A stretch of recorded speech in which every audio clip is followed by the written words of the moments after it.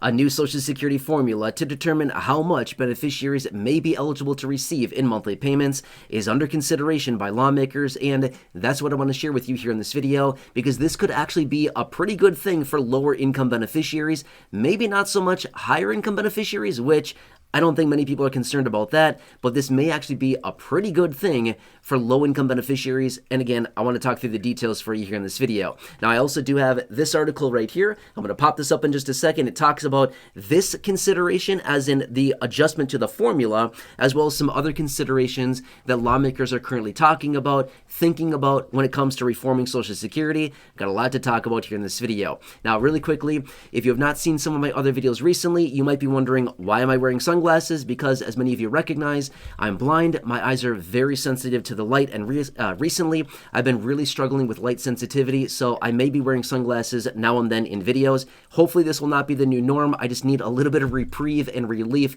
from the bright lights, and again, thank you so much for your understanding. I really do appreciate it. All right, anyway, let's pop up this article right here, right now. Feel free to read through the details on this, and let's discuss what they're talking about. All right, so this article actually talks about many different aspects of Social Security to be reformed that lawmakers are considering, okay? But the one that I mainly want to focus on here in this video is the potential recalculation of the formula that is used to determine how much beneficiaries are qualified to receive when they file for their benefit. Now, this is actually a major deal because the current formula that they've been using has been in place for multiple decades, like basically forever. This current formula has been in place.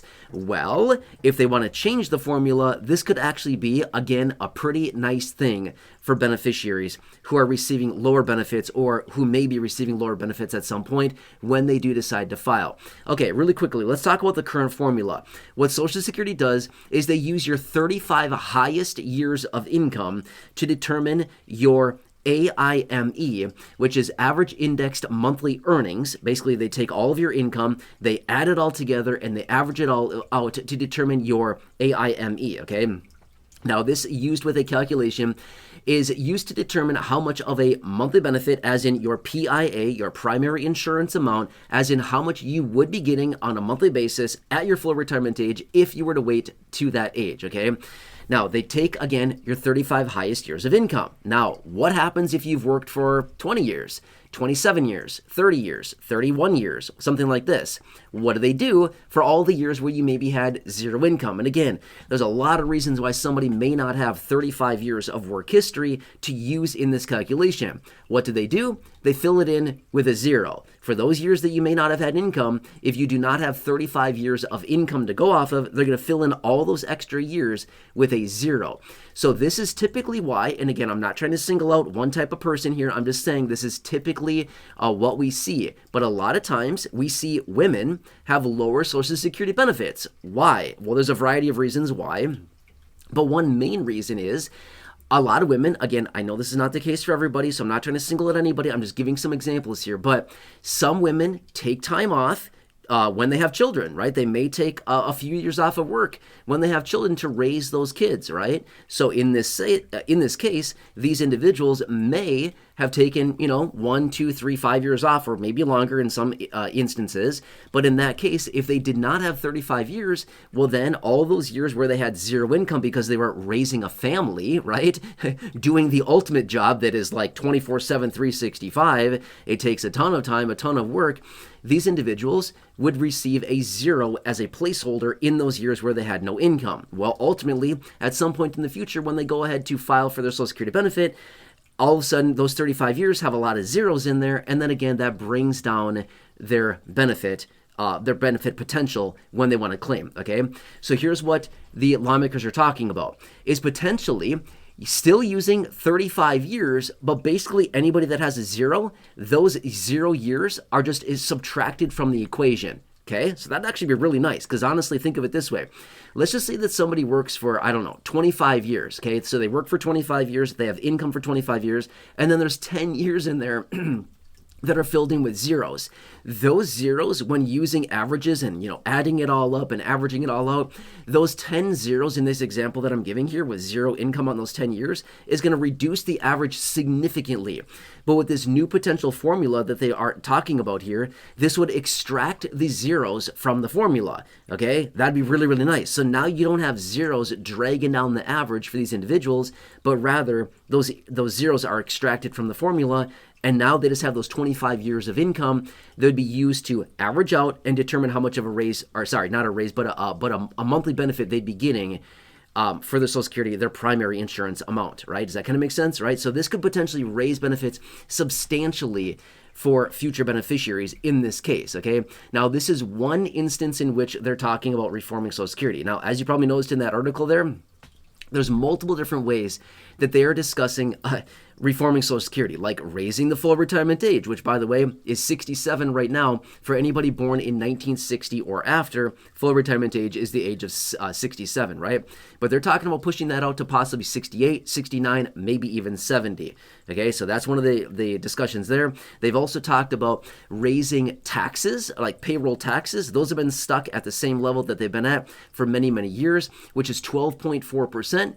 Evenly split by the employee and the employer. Okay, so 6.2% paid by the employee through FICA taxes, 6.2% paid by the employer, a total of 12.4%, or $12.40 of every $100 that is earned up to the maximum taxable earnings cap is paid into the Social Security Trust Fund on all workers, essentially. Does that kind of make sense, right?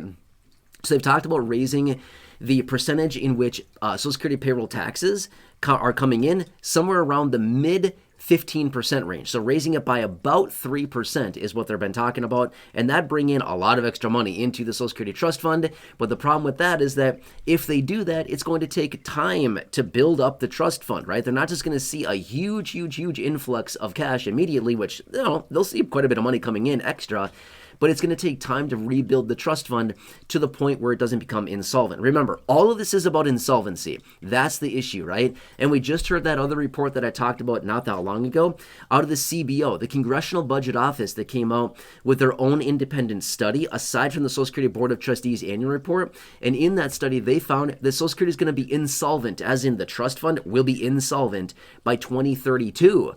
That's only 6 years from right now as I film this video in 2026, right? So we recognize that trust fund is running out of money. We know this. We've known this for a very long time. And lawmakers continue to sit on their hands and do a whole lot of nothing, but they'll be forced to do something sooner than later because that insolvency thing is coming. And it's not stopping anytime soon. And there's only a few choices here. Either they come in, they reform different aspects around Social Security to save the trust fund, or they let it go insolvent, and then we see a huge cut to benefits, anywhere between about 19 and 28% based on the most recent reports that are out there and the most recent studies. So it really depends on which report you're looking at, which studies, but anywhere between 19 and 28% of a cut to benefits if they do nothing. So we want lawmakers to reform Social Security. That's a good thing. Right now, it's a good thing. We want them to change Social Security because if they don't, we're going to see a huge cut to our benefit, and nobody wants to see that going forward. But anyway, I mostly wanted to talk about the new formula consideration in this video, not necessarily talk about all the different aspects of how they're going to fix the whole insolvency issue. That's a whole other topic, but I did want to hit on that a little bit because it was focused on in that article that I popped up on the screen for you. But either way, that's the new formula they're talking about. Obviously, they have not implemented it yet. It would have to go through the congressional process to be implemented. Social Security cannot be reformed via executive order. It would have to be done through Congress, and we know that that can be a pretty slow process. I think we all recognize that, right?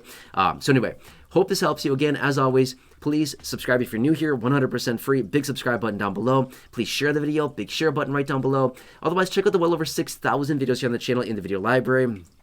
Otherwise, as always, drop your comments, your questions, your feedback down below. Let me know what I can do for you. I hope this helps you better understand some of the considerations they have on the table right now as far as reforming Social Security. Otherwise, please, have a nice day. Thanks again for watching this. Really appreciate all of you. Have a nice day. It's a very chaotic time out there. I know it is. I'll be right here for you by your side every single day, helping you understand what's going on. All right, anyway, enjoy, and I'll